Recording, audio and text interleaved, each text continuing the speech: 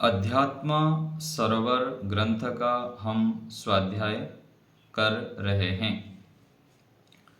उसमें हम अनेक विषय के चर्चा कर लिए हैं। बहुत अच्छे अच्छे विषय आया। मानव जीवन का लक्ष्य क्या है। प्रतिदिन मरते हुए लोगों को देखकर भी हम जागते नहीं हैं। हम सोचते हैं कि सदा जीवित रहेंगे। ये संसार का आश्चर्य है। और आगे हम देखें कि हम नास्तिक हैं अथवा आस्तिक हैं। आदर्शों का हमको स्मरण रखना चाहिए। हम ऋषियों के संतान हैं, ईश्वर के संतान हैं। और अनुकरण, हम कोई भी कार्य करते हैं, बैठते हैं, उठते हैं, देखते हैं, कोई भी कार्य करते हैं तो अधिकांश हम जैसे देखते हैं वैसे अनुकरण कर लेते हैं। मोबाइल हम हाथ में पकड़ते हैं तो वहाँ पर सावधान रहना पड़ता है, क्या मैं देख रहा हूँ। क्योंकि जैसे हम देखेंगे, जैसे सुनेंगे, उस प्रकार से हम बन जाएंगे। मनुष्य का स्वाभाविक यह प्रवृत्ति है अधिकांश। तो देखते समय भी हमको, सुनते समय भी सावधान रहनी पड़ती ही, नहीं तो हम अनावश्यक अनुकरण कर लेंगे, हानिकारक अनुकरण कर लेंगे। और आगे आया कि पात्रता, हम पात्र बने। जब तक हम पात्र नहीं बनेंगे तब तक परमात्मा का आनंद, परमात्मा के गुणों को धारण नहीं कर सकते। यदि हमारा चित्त स्वच्छ नहीं है, पवित्र नहीं है, स्थिर नहीं है, राग द्वेष आदि दोषों से रहित नहीं है, तो हम ईश्वर के आनंद को, विशेष ईश्वरीय गुणों को, दिव्य गुणों को धारण नहीं कर सकते। पात्र बनने के बाद आगे आया एकाग्रता, पुरुषार्थ, परोपकार, नास्तिकता, लौकिक एवं आध्यात्मिक भेद, योगी का लक्षण कैसा है, ऐषणा के विषय में हम पढ़े। स्वस्वामी संबंध के विषय में देखे हम। संसार में हम प्रत्येक व्यक्ति, वस्तु, स्थान आदि को अपना मान लेते हैं और उसमें ही स्वामित्व बना लेते हैं, अपने आप को स्वामी मानते हैं, जबकि सबका स्वामी ईश्वर है। सत्य असत्य विवेचन, वाणी का सुप्रयोग, क्रियात्मक योगाभ्यास, इन बहुत उत्कृष्ट महत्वपूर्ण विषयों को हम चर्चा कर चुके हैं। इन विषयों को भी पीछे आवृत्ति करते रहें, कभी कभी देखते रहें। आप जो नए व्यक्ति इस कक्षा में जुड़े हैं, वेद प्रचार समिति यूट्यूब चैनल में सारी कक्षाएं उपस्थित हैं। आज हमारी जो कक्षा है ये 28वें कक्षा है। तो जो पीछे कक्षाएं हैं, आज 29वां है, 28 कक्षा पीछे हो चुका है। तो सारे कक्षाएं पीछे यूट्यूब में उपलब्ध हैं। जो जो नहीं देखे हैं, नहीं सुने हैं, वो सुन सकते हैं, आवृत्ति कर सकते हैं। अभी हम पढ़ रहे हैं योगाभ्यासी के कर्तव्य, पृष्ठ संख्या। वेद प्रचार समिति यूट्यूब चैनल के प्लेलिस्ट में आप जाएंगे, प्लेलिस्ट में जाएंगे तो वहाँ पर अध्यात्म सरोवर नाम से प्लेलिस्ट हैं। सारे क्रम से आपको कक्षाएं मिल जाएंगे। अभी हम पृष्ठ संख्या 120 में पढ़ेंगे योगाभ्यासी के कर्तव्य। जो शीर्षक है उसके अंतिम की तरफ हम बढ़ रहे हैं। पीछे कक्षा में हम विचार किए थे कि जो भी मनुष्य, पशु, पक्षी आदि होते हैं, उन सबको हम मनुष्य की तरह व्यवहार करेंगे, ऐसा नहीं हो पाता है। उनके साथ भी, पशु पक्षी मनुष्य आदि के साथ भी यथा योग्य व्यवहार करना होता है। तो यथा योग्य व्यवहार हम ईश्वर के सानिध्य में, विद्वानों के सत्संग से और श्रेष्ठ ऋषियों के ग्रंथों को जब हम पढ़ते हैं तो समझ में आता है। आगे प्रारंभिक योगाभ्यासी के लिए विशेष ध्यातव्य है कि प्रथम अपनी योग्यताओं को समझें, उस अनुसार कार्य आरंभ करें।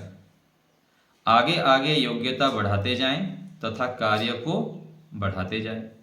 नितांत हाथ पांव मोड़कर, आंखें मूंदकर एकांत स्थान में मेढक की तरह अकेले चुपचाप बैठ जाना कोई योगाभ्यास नहीं है। किसी श्रेष्ठ विद्वान, अनुभवी गुरु, आचार्य महानुभावों के निर्देशन में आंतरिक प्रगति के लिए ऐसा करना उचित है। आध्यात्मिक व्यक्ति को इन सब बातों का विश्लेषण कर प्रगति के लिए सतत प्रयत्नशील रहना चाहिए। तो आध्यात्मिक व्यक्ति को क्या करना चाहिए? विशेष सावधानी पूर्वक अपनी जितनी योग्यता है उसके आधार पर आगे कार्यों को छेड़ना चाहिए। अधिक कार्य बढ़ा देंगे, मान लीजिए हम थोड़ा सा पढ़ लिए, हम सोचेंगे मैं तो 2 3 4 कक्षाएं लेने लग जाऊं, तो उसी में ही फिर हम पढ़ाने में लग जाएंगे। और अपने लिए जो जो पढ़े थे उसको फिर चिंतन करना, फिर निधिध्यासन करना, निर्णय करना, फिर व्यवहार में लाना, कितने सारे कार्य अपने लिए लगाना होता है। स्वयं के लिए हमको बहुत समय लगाना पड़ता है, अपने एक एक आचरण को देखना पड़ता है, एक एक विचारों को देखना पड़ता है, निरीक्षण करना पड़ता है कि मेरे मन में क्या विचार आ रहा है, क्लिष्ट विचार आ रहा है अथवा अक्लिष्ट विचार आ रहा। योग दर्शन में कहा गया क्लिष्टा क्लिष्टाः। तो क्लिष्ट वृत्ति क्या है? जो दुखदायी है, कष्ट देने वाला है, मोक्ष ईश्वर प्राप्ति सुख की प्राप्ति से दूर करने वाला है, वो क्लिष्ट वृत्ति है। और अक्लिष्ट वृत्ति जो हमें मोक्ष की ओर ले जाने वाला है, सुख की ओर ले जाने वाला है, स्थायी शांति को प्राप्त कराने वाला है, वो है अक्लिष्ट वृत्तियां। तो सोचें हम दिन भर किन विचारों से मैं युक्त रहता हूं। समाज के विषय में, राष्ट्र के विषय में, परिवार के विषय में, संबंधों के विषय में केवल मैं सोचता रहता हूं, या ईश्वर के विषय में, वैराग्य के विषय में, आध्यात्म के विषय में, एकाग्रता के विषय में, समाधि मेरी कैसी लगेगी, आदि आदि जो आध्यात्मिक विषय है उसके विषय में मैं सोचता हूं। ये निरीक्षण करना है। और निरीक्षण करते हुए फिर जो बाधक क्लिष्ट वृत्तियां हैं, दुखदायी वृत्तियां हैं, जितना हम संसार से संबंधित विचारों को इकट्ठा करते जाएंगे उतना हम दुखी रहेंगे, अशांत रहेंगे, परेशान रहेंगे, भयभीत रहेंगे, निराश रहेंगे, हताश रहेंगे, समस्याओं से घिरे रहेंगे। और जितना हम ऋषियों के अनुकूल विचार करेंगे, ईश्वर के अनुकूल विचार करेंगे, अधिक से अधिक ऐसे श्रेष्ठ विचारों को लाएंगे, उतना हम आनंद, उत्साह, निर्भयता, प्रसन्नता, शांति और समाधान से युक्त होंगे और ध्यान में बैठकर एकाग्र रह सकते हैं।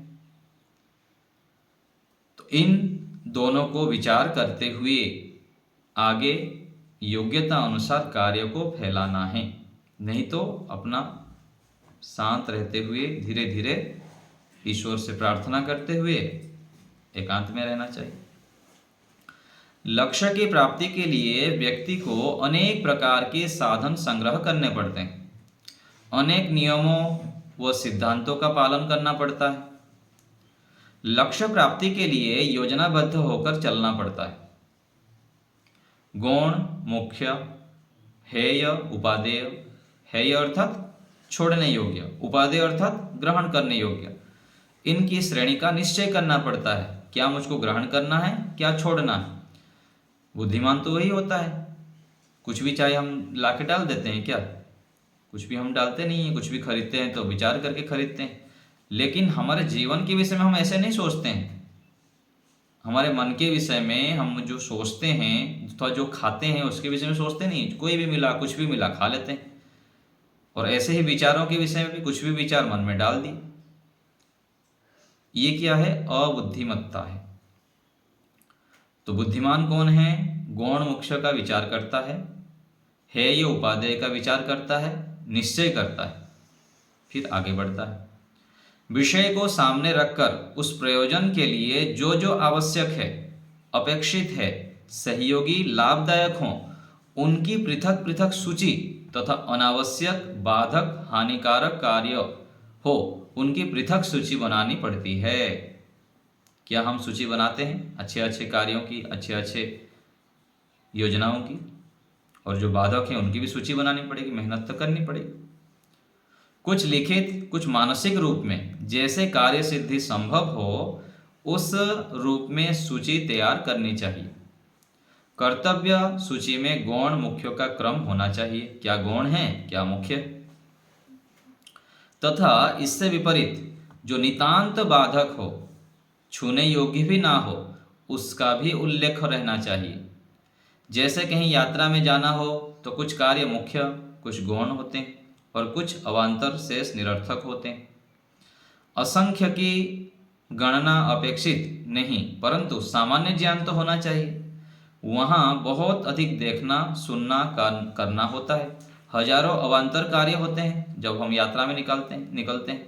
प्रमाद वसात विचार ना करने पर ये अवान्तर गौण कार्य ही मुख्य मानकर लेने से समय, साधन, धन, बल का सदुपयोग नहीं हो पाता, वे व्यर्थ ही हो जाते हैं। कई बार हम अनावश्यक रूप में भ्रमण करने चले जाते हैं कहीं पर। सामान्य रूप से हम आध्यात्मिक कार्य अथवा आध्यात्मिक चर्चा अलग बात है।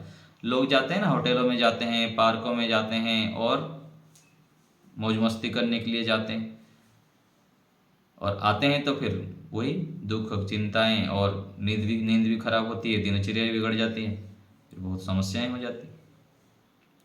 तो आध्यात्मिक व्यक्ति को तो ये निश्चय करना ही पड़ता है, सावधान रहना पड़ता है, बचना चाहिए ऐसी चीज़ों से, नहीं तो फिर अपने ध्यान, साधना, उपासना, स्वाध्याय, एकाग्रता सब भंग हो जाएंगे। एक दिन आध्यात्मिक व्यक्ति थोड़ा अनियमित, अव्यवस्थित कुछ कार्य कर लिया तो उसका 7 दिन चौपट हो जाता है। ध्यान, साधना, एकाग्रता, फिर उसको व्यवस्थित करने के लिए 15 दिन, 1 महीना लग जाता है, 2 महीना लग जाता है, ऐसी स्थितियाँ हो जाती हैं। प्रमाद वसात विचार ना करने पर यह अवान्तर गौण कार्य ही मुख्य मानकर कर लेने से समय, साधन, धन आदि व्यर्थ होते हैं। जो प्रमुख कार्य है आरंभ किए जाएं, उन्हें दक्षता पूर्वक जितना अच्छा से अच्छा हो सकता है करने का प्रयत्न करना चाहिए। कम से कम काल में अधिक से अधिक तथा सुंदर से सुंदर कार्य हो, यह सिद्धांत पकड़े रहना चाहिए कि कम काल में मैं कैसे अधिक कार्य कर सकता हूँ, अच्छे कार्य कर सकता हूँ। आवश्यक प्रमुख कार्यों को भी गौण मानकर मूढ़ होकर निकृष्टता पूर्वक संपादित करना भी बहुत बड़ी न्यूनता है। आध्यात्मिक मार्ग पर निकल पड़ने वालों के लिए तो शरीर सर्वाधिक उपयोगी वस्तु है। शरीर ही उसकी माता, पिता और बंधु, सहायक आदि संपूर्ण परिवार है शरीर। देखिए ये पंक्ति कितना महत्वपूर्ण है। हम शरीर को लेके कितनी अजागरूकता रहते हैं। क्या हम स्नान करने के लिए, सुबह उठ के ब्रश करने के लिए जितना महत्वपूर्ण अपने आप को सोचते हैं, सुबह उठ के मुंह धोते हैं, ब्रश करते हैं, स्नान करते हैं, कपड़ा बदलते हैं, उतना हम अपने शरीर को लेके जागरूक रहते हैं कि मुझको व्यायाम करना ही करना है, प्राणायाम करना ही करना है, ध्यान करना ही है। इतना नहीं करते, महत्वपूर्ण नहीं मानते। क्यों? क्योंकि शरीर की जो महत्व है हमारे लिए उसको हम समझ नहीं पाते हैं। 84 लाख योनियां बोलते हैं ना, जो भी होता होगा उसमें 84 लाख योनि बताते हैं, उसमें मनुष्य है। और मनुष्य शरीर में कितनी हमको स्वतंत्रता है, कितनी अद्भुत रचना है। एक एक इंद्रियां यदि खराब हो जाए, एक हाथ किसी की खराब हो जाए, एक पैर खराब हो जाए, 2 आंखें फूट जाए, एक बुद्धि खराब हो जाए तो व्यक्ति पागल हो जाता है। हमको ये सब मिला हुआ है और हम ये जो शरीर के एक एक अंग है, उस अंग को जितना हम काम में लगाएंगे उतना वो स्वस्थ रहेगा। हाथ से व्यायाम नहीं करेंगे तो हाथ कमजोर हो जाएगा, पैर में दंड बैठक नहीं लगाएंगे तो पैर कमजोर हो जाएगा, पीठ, पेट सब, पीठ से यदि हम आसन आदि नहीं करेंगे तो धीरे धीरे कमर की बीमारी हो जाती है। इसलिए पीठ के भी आसन करना होता है। मकरासन है, शलभासन है, पवन मुक्तासन है, मरकटासन है, ये सब पीठ के लिए करना पड़ता है। पेट के लिए भी करना पड़ता है, कपालभाति आदि जो भी है, वायु प्राणायाम आदि भी हम करते हैं। तो शरीर के एक एक अंग को हमको रोज सूक्ष्म व्यायाम आदि भी करते हैं हाथ पैरों के लिए। तो शरीर ही माता, पिता, बंधु, हमारे संपूर्ण परिवार है। इसलिए शरीर के लिए प्रत्येक दिन कम से कम 1 घंटा और 2 से 2.5 घंटा तो देना ही चाहिए। उसमें ध्यान आदि भी जोड़ सकते हैं। तो भोजन, व्यायाम आदि के द्वारा उसकी पुष्टता तथा बलवत्ता का संचय करना चाहिए। खाने में भी हमको ध्यान देना चाहिए, क्या मैं खा रहा हूँ, उसमें कितनी पौष्टिकता है। दूध, घी, मक्खन, मिठाई आदि आदि अच्छे अच्छे खाना होनी चाहिए। आजकल जो बिस्किट खाते हैं, मैगी खाते हैं, चाउमीन खाते हैं और कैसे कैसे सब खाना खाते हैं, उसमें क्या पोहा पोहा में भी इतना कुछ नहीं रहता होगा। चावल से बनता है वो, इतना कुछ अधिक उसमें चलो कुछ कुछ डाल देते हैं तो थोड़ा बहुत आता होगा। नहीं तो जो फल आदि है, अंकुरित हैं, सब्जियां हैं और दूध से बने पदार्थ हैं, मिठाई आदि में भी पौष्टिकता होती है। तो जो हम खाते हैं टेस्ट के लिए खा रहे हैं या स्वास्थ्य के लिए खा रहे हैं। एक होता है ना स्वाद के लिए खाना और स्वास्थ्य के लिए खाना, जीने के लिए खाना अथवा खाने के लिए जीना, ये विचार करनी चाहिए। जब ऐसे विचार करते हैं तब हम अपने स्वास्थ्य को ठीक रख पाते हैं, शरीर को स्वस्थ रख पाते हैं। नहीं तो अंधाधुंध कुछ भी आया खा लिए, कब भी खा लिए, कैसे भी खा लिए, खड़े खड़े खा रहे हैं, कहीं भी खा लिए। विवाह भोजन आदि में जो जाते हैं वहाँ भी बहुत सावधानी से, ना खाए तो अच्छा, खाए तो बहुत थोड़ा सा खाएं। कैसे कैसे वहाँ पकाते हैं, पकाने वाले भी कुछ भी ध्यान नहीं रखते हैं। कुछ भी, मैं तो बाहर जाके जब भी खाता हूँ ना तब मेरी समस्या होती है। कुछ भी कहीं भी खाता हूँ, परिवार में चलिए माता बहनें पकाते हैं, अच्छी स्वच्छता का ध्यान रखते हैं। अधिक इमरजेंसी में भी कहीं थोड़ा सा बच बच के खा लेना तब भी समस्या हो जाती है। तो हमको ध्यान रखनी है विशेष रूप से। कुछ बातें मेरी आवृत्ति हो जाए और आपको मैं आवृत्ति करा दो इसलिए बता देता हूँ, ठीक है ना। तो हमको विशेष खान पान में ध्यान रखनी। तो भोजन में, व्यायाम में हमको ध्यान रखना है। प्रत्येक दिन शरीर के लिए व्यायाम आवश्यक है, प्राणायाम आवश्यक है, ध्यान आवश्यक है, यज्ञ आवश्यक है, स्वाध्याय आवश्यक है, सत्संग आवश्यक है। अच्छे अच्छे विचारों को हम यदि संग्रह नहीं करेंगे तो फिर गलत विचारों से युक्त हो जाएंगे। रोज कम से कम 1 से लेकर 2 घंटा हमको स्वाध्याय सत्संग करना चाहिए, अच्छे विचारों को भरना चाहिए। जो ऐसा नहीं करता भविष्य में उसकी बहुत बड़ी दुर्गति होती है, पश्चाताप होता है। हाय जवानी में कुछ नहीं किया, ऐसे ही पढ़ने के बारे में होता है, जितना पढ़ना था नहीं पढ़ा। ऐसा ही अन्य सब विषयों में समझना चाहिए। जिस लक्ष्य को लेकर चल रहे हैं उसके कर्तव्यों को पूरी दक्षता के साथ करना चाहिए। ना करने योग्य को पूरी तरह छोड़ देना चाहिए। ना करने योग्य को पूरी तरह छोड़ देना चाहिए। ये कैसे होगा? वो तो होता ही नहीं है हमारे से, बार बार गलतियां करते हैं। ना करने योग्य को हम ग्रहण क्यों करते हैं? उसके पीछे कारण है हम अपने सत्व गुण को बढ़ाते नहीं हैं, रजोगुणी तमोगुणी युक्त क्रियाओं को करते रहते हैं। उसके कारण से हमारा सत्व गुण उभरता नहीं है और सत्व गुण ना उभरने के कारण हम निर्णय ठीक नहीं कर पाते। तो हमको समझना है कि कौन कौन से कार्य जो है सत्व गुण से रहित है उस कार्य को छोड़ देना है, तब जाके हम निर्णय ठीक कर पाएंगे और जो छोड़ने योग्य है उसको छोड़ सकते हैं। तो ना करने योग्य को पूरी तरह छोड़ देना चाहिए, उसके लिए पूर्ण प्रयत्न करना चाहिए। विद्वान ब्राह्मण योगी बनना है ऐसा निर्णय कर लिया और उसके कार्यों को ना करे या न्यून करे तो कैसे सफलता मिलेगी? मुझको ब्राह्मण बनना है, विद्वान बनना है, ज्ञानी बनना है, साधक बनना है, योगाभ्यासी बनना है, वैराग्य से युक्त होना है, ईश्वर की पुत्र पुत्री बननी है, मुझको ऋषियों के मार्ग पर चलना है। ऐसे हम निर्णय तो कर लिए, केवल करने से काम नहीं चलेगा, उसके लिए प्रयत्न करनी होगी, तब जाके सफलता मिलेगी। जो 5 कदम आगे चलकर पुनः पीछे लौट आए, भला वह कब तक लक्ष्य तक पहुंच सकेगा? चलते रहना पड़ेगा।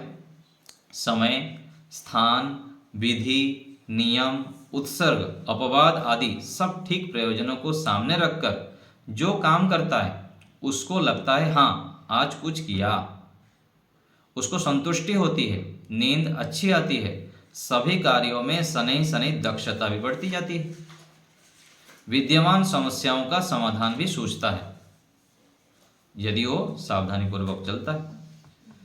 यम नियम पालन। जैसे लौकिक व्यक्तियों के पास धन आदि ऐश्वर्य होने पर वे भोजन, आवास, भ्रमण आदि का उपभोग सुख से कर पाते हैं, वैसे ही आध्यात्मिक व्यक्ति के पास भी एकाग्रता, प्रसन्नता, निर्भयता, सुख, संतोष आदि विविध आध्यात्मिक ऐश्वर्य होने पर वे सुख पूर्वक इस मार्ग में स्थिर रह पाते हैं। ऐसा होने पर भी साधक प्रगति कर सकेगा, अन्यथा नहीं।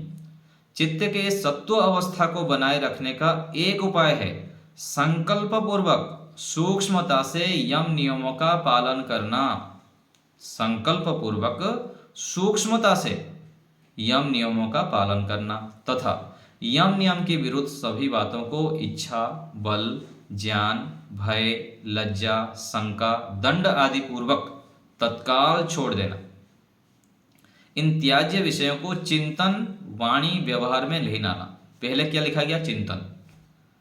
पहले चिंतन में ही नहीं लाना। अच्छे कार्य में जब हम लग जाएंगे, श्रेष्ठ कार्य में लग जाएंगे, अधिक से अधिक गायत्री मंत्र जप करेंगे, कई कई हजारों बार गायत्री मंत्र जप करना पड़ेगा, ओम का जप करना पड़ेगा। एकांत में बैठ के लंबे स्वर से ओम का उच्चारण करिए 11 बार, 21 बार, 51 बार, देखिएगा कितनी एकाग्रता बढ़ेगी। एकांत में बैठ के गायत्री मंत्र जप करिए कई कई घंटा।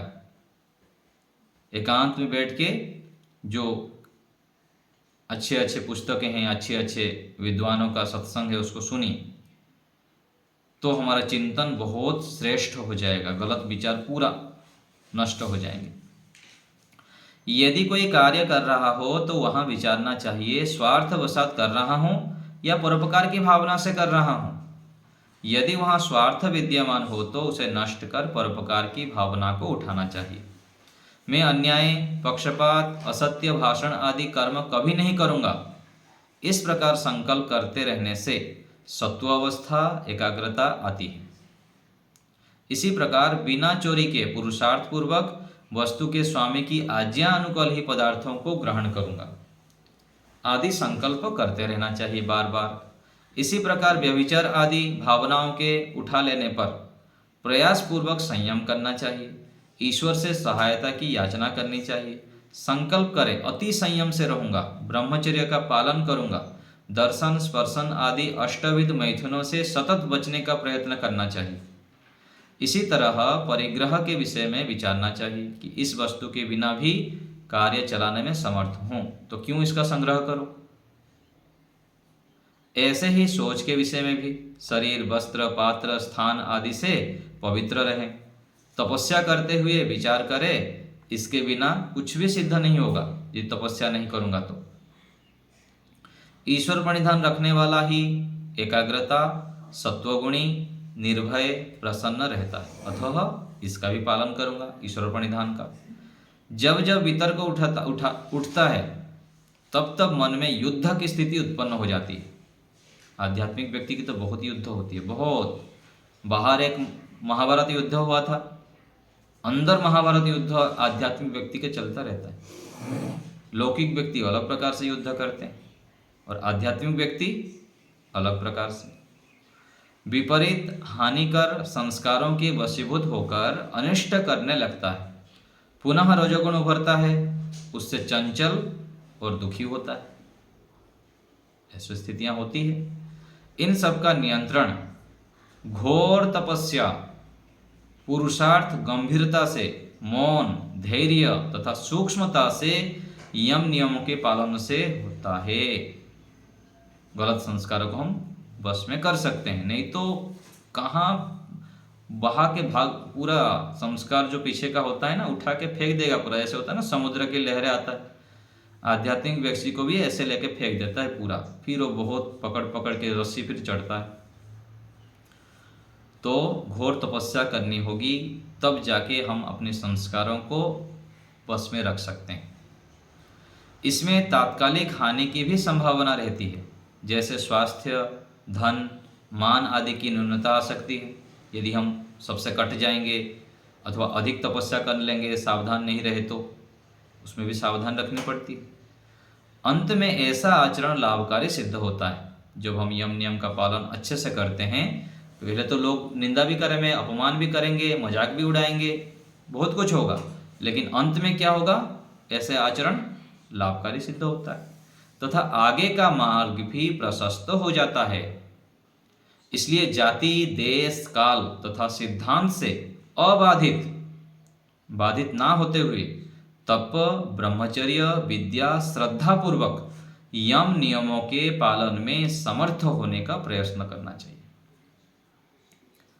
तो निरंतर हम जब पुरुषार्थ करेंगे, ईश्वर प्राप्ति लक्ष्य बनाएंगे, आध्यात्मिक उन्नति के शिखर को मुझको जाना है, मुझको वैराग्य को प्राप्त करना है, एकाग्रता को प्राप्त करना है, प्रत्येक क्षण मुझको ईश्वर की अनुभूति बनाए रखनी है। ये संकल्प दिन में 50 बार दोहराना है, सैकड़ों बार दोहराना है कि प्रभु मैं आपको भूलूं ना, मैं आपको ही सर्वोपरि मानूं। ऐसे अच्छे अच्छे संकल्पों को दोहराएंगे, मन में लाएंगे, तो अवश्य ही परमात्मा की कृपा से, परमात्मा हमारे सबसे बड़े पिता है, सबसे बड़े हितैषी हैं, उनसे बड़ा हितैषी कोई नहीं है। ऐसे दृढ़ विश्वास मन में जब रखेंगे तो परमात्मा अवश्य हमारा हाथ पकड़ लेंगे और हमको जो चाहिए वो देंगे ही देंगे। उससे आगे की बात है, हम जितना नहीं चाहते हैं, हम तो सामान्य मांग पाते हैं, हमारा तो सीमा, इतना विश्वास तो ईश्वर के ऊपर होता नहीं है, हम थोड़ा बहुत मांगते हैं, लेकिन परमात्मा उससे भी बड़े चीज हमको दे देते हैं। और वो जो मिलता है, साधक जितने सालों की तपस्या होती है, जितनी कष्ट, बाधाएं, निंदा आदि सहन किया है, सब चुटकी में साफ हो जाता है, पूरा दब जाता है, फिर परमात्मा की आनंद में मग्न हो जाते हैं, इतना सुख मिलता है। तो ऐसे हमें श्रेष्ठ संकल्प लेते हुए हमको प्राप्त करना है, और करना है ये संकल्प, मैं कर सकता हूँ, मेरे अंदर ये सामर्थ्य है। ऐसी सकारात्मक चिंतन के साथ हम बढ़ेंगे तो अवश्य ही क्रियात्मक रूप में हम योग कर सकते हैं, योगाभ्यासी के जो कर्तव्य है उसका ठीक ठीक पालन कर सकते हैं। आगे बहुत अच्छे अच्छे विषय आएगा, क्या क्या साधक है, क्या क्या बाधक है, कितने सारे हमको ध्यान रखना होता है, सावधानियां कैसी रखनी होती है, ये सब आगे हम चर्चा करेंगे। अब थोड़े काल के लिए ईश्वर का चिंतन स्मरण करते हैं। आचार्य जी, जो ये दो जी हैं, गौण, मुख्य, है, उपादेय, ये दोनों मतलब एक दूसरे के विलोमार्थक शब्द है ना? हाँ, गौण और मुख्य, कौन सा कार्य छोड़ गौण है, कौन सा मुख्य है, कौन सा छोड़ने योग्य है, कौन सा ग्रहण करने योग्य है, दोनों समानार्थक ही है, लेकिन शब्दों का ही भेद है। है उपादेय, है अर्थात छोड़ने योग्य, उपादेय अर्थात ग्रहण करने योग्य। चलिए सभी लोग सीधा होके बैठेंगे। हाँ जी, आचार्य जी, आणि पिछले पेज पाया समय, स्थान, विधि, नियम, उत्सर्ग। उत्सर्ग का क्या अर्थ है जी? उत्सर्ग, उत्सर्ग उत्सर्ग का अर्थ मेरे को भी ध्यान नहीं आ रहा है। फेंकना, उत्सर्ग यानी फेंकना, छोड़ने से अर्थ में है। हाँ, ठीक है, छोड़ने अर्थ में हो सकता है, देखना पड़ेगा, और भी मेरे को ध्यान नहीं आ रहा है, कर लेंगे। ठीक है, धन्यवाद। सभी लोग अपने स्थान पर कमर गर्दन सीधा करके बैठ जाएंगे।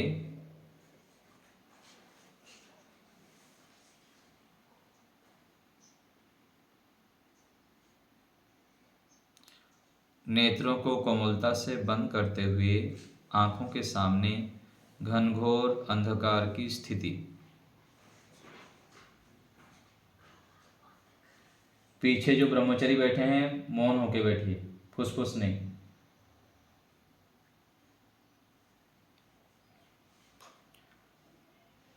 आंखों के सामने घनघोर की अंधकार की स्थिति,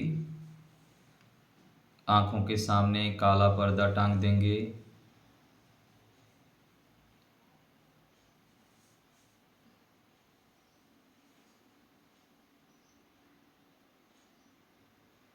मैं आत्मा हूँ, इस शरीर से पृथक हूँ।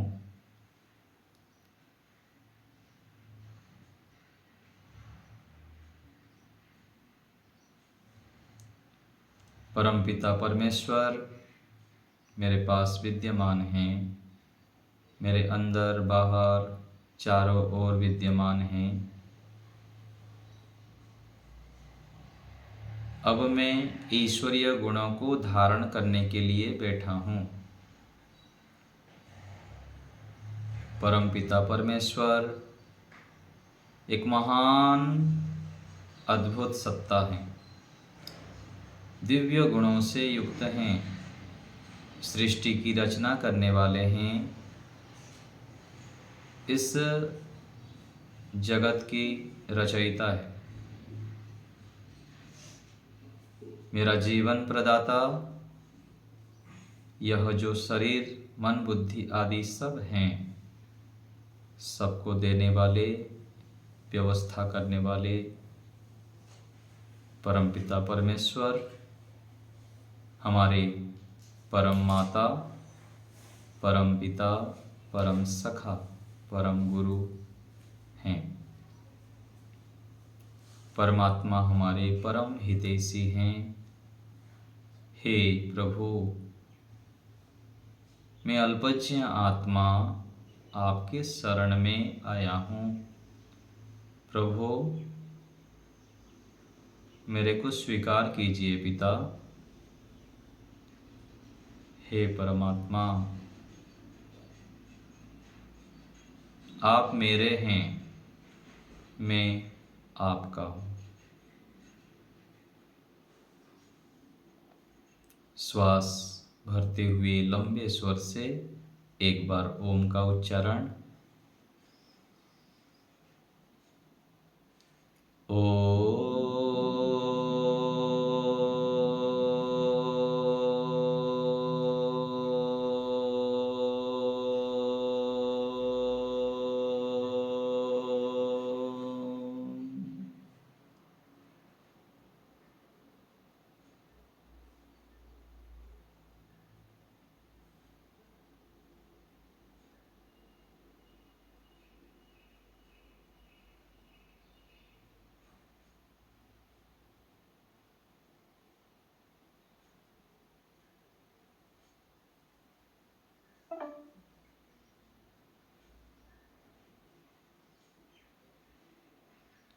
परमात्मा के प्रति समर्पण भाव।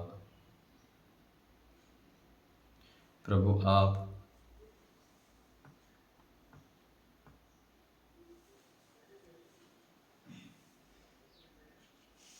आप मेरे हैं, मैं आपका हूँ। ईश्वर मेरे परम हितैषी हैं।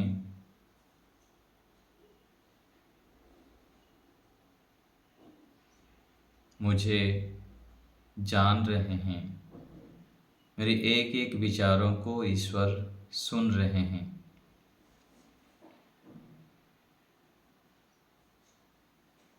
हे परम दयालु प्रभु,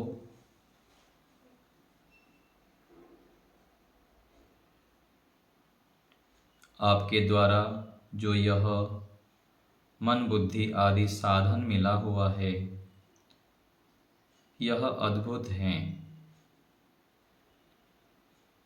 हे पिता, मैंने इन साधनों का ठीक ठीक प्रयोग कर सकूं। मन में संकल्प विकल्प करना आ जाए, मुझको मन रूपी साधन को चलाना आ जाए, बुद्धि से मैं श्रेष्ठ निर्णय कर सकूं। इन साधनों को मैं ठीक से प्रयोग नहीं कर पाता हूँ, नहीं जानता हूँ प्रयोग करना। इसलिए मैं आपके दिव्य गुणों को धारण नहीं कर पाता हूँ।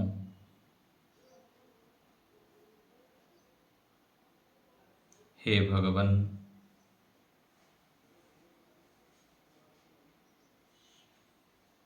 आप मेरे साथ हैं।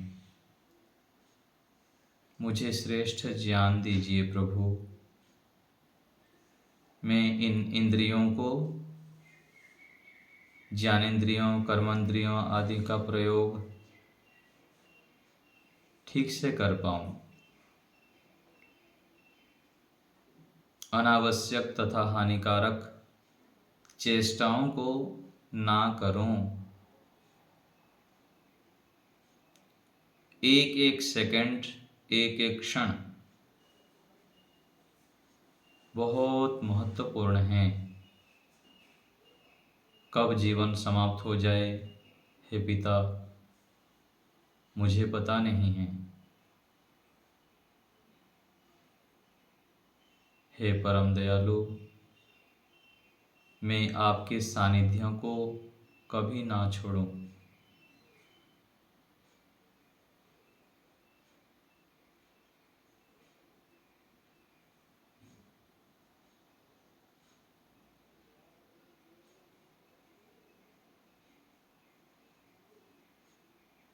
शरण में आए हैं प्रभु, दया निधान हमारी रक्षा कीजिए।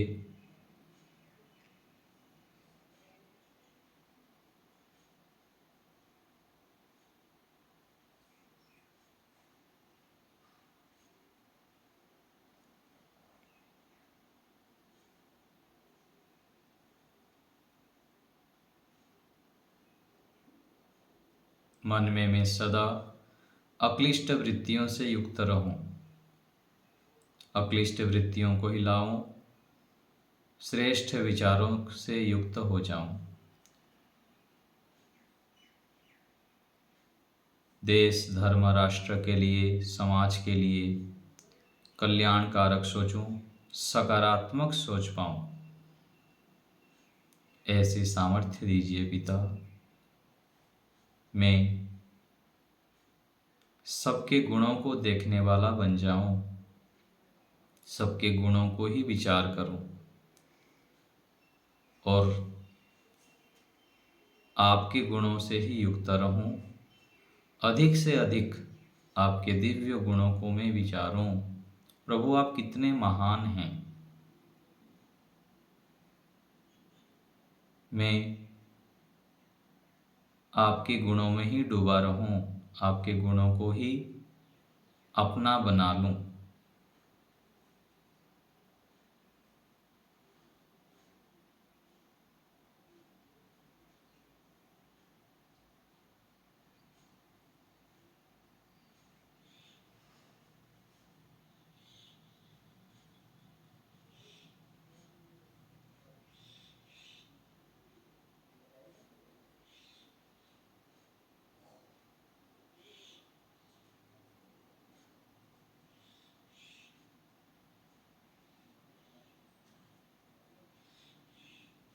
एक बार पुनः ओम का उच्चारण करेंगे, फिर विराम की ओर चलेंगे।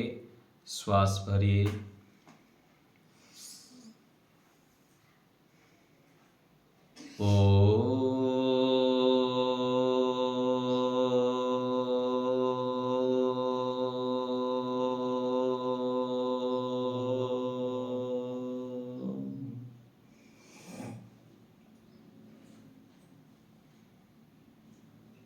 हे आनंद स्वरूप परमात्मा, हे प्रभु, आपका बहुत बहुत धन्यवाद। आपकी कृपा से मैं यह ध्यान कर पा रहा हूँ, ध्यान में बैठ पाया, आपका स्मरण कर पाया, आपकी सानिध्य को अनुभव कर पाया। प्रभु,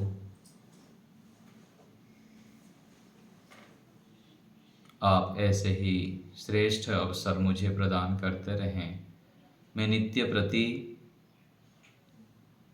आपके सानिध्य में बैठूं, आपको ही सर्वोपरि मानूं, सर्वोपरि सबसे श्रेष्ठ आपको ही जानूं। ऐसी कृपा कीजिए प्रभु, आपका बहुत बहुत धन्यवाद।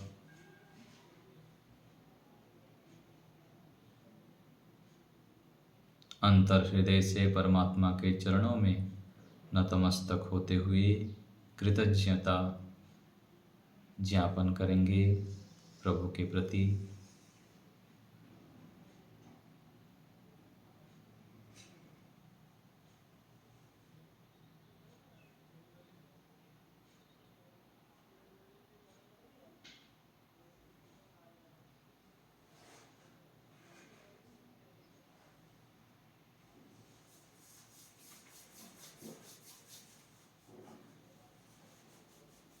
अब हम विराम देंगे। धीरे धीरे हाथों को घर्षण करते हुए मुख में स्पर्श करेंगे। दोनों हाथों के बीच में पलक झपकते हुए धीरे धीरे आँखों को खोलेंगे। ध्यान के बाद थोड़े काल के लिए मौन, शांत, गंभीर रहते हुए हमें आगे की क्रियाओं को करना चाहिए।